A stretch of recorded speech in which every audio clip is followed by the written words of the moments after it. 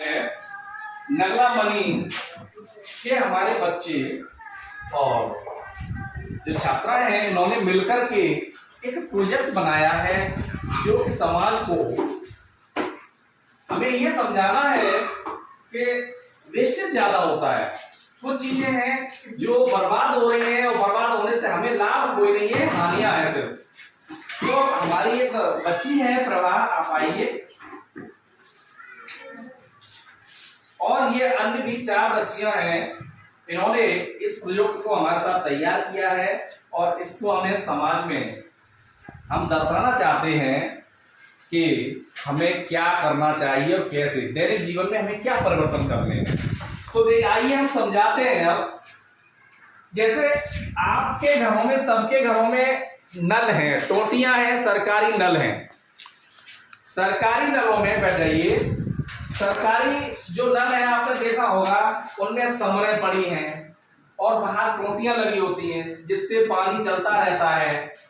और लोग सड़कों पर जानवरों को नहलाते हैं, घंटों समरें चल रही हैं।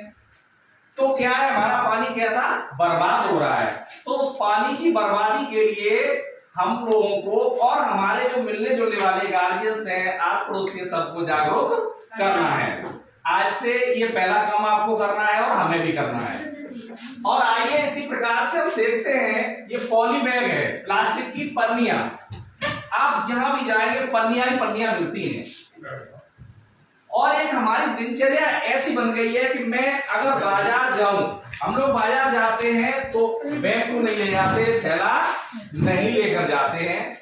और वहां जाकर के अगर मैंने किसी दुकानदार से कहा कि साहब मुझे 1 किलो सेब दे दो, तो उसने कहा कि आप मेरे पास पन्नी नहीं है। तो हम लोग क्या कहते हैं, पन्नी नहीं है तो मुझे नहीं चाहिए। हम लोग क्या करते हैं, मना कर देते हैं उस पन्नी की वजह से। लेकिन पन्नी का क्या दुष्परिणाम है ये हम लोगों ने कभी सोचा ही नहीं। कभी सोचा नहीं। कभी नहीं सोचा, क्योंकि यहां पर जहां आपने पन्नियों को पड़ा देखा होगा, वहां पर जैसे बारिश होती है, पन्नी बीच में आ गई किसी खेत में, ऊपर से बारिश हुई तो बारिश के जो पानी को रोक लेती है, सतह में जाने नहीं देती है।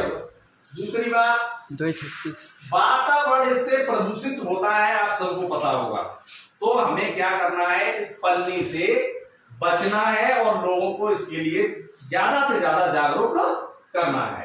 इसी प्रकार से आगे हम लोगों ने ये प्रयास किया है, थोड़ा सा जैसे बल्ब बनाकर ही छोड़ दिया है। बल्ब ही नहीं, बल्ब के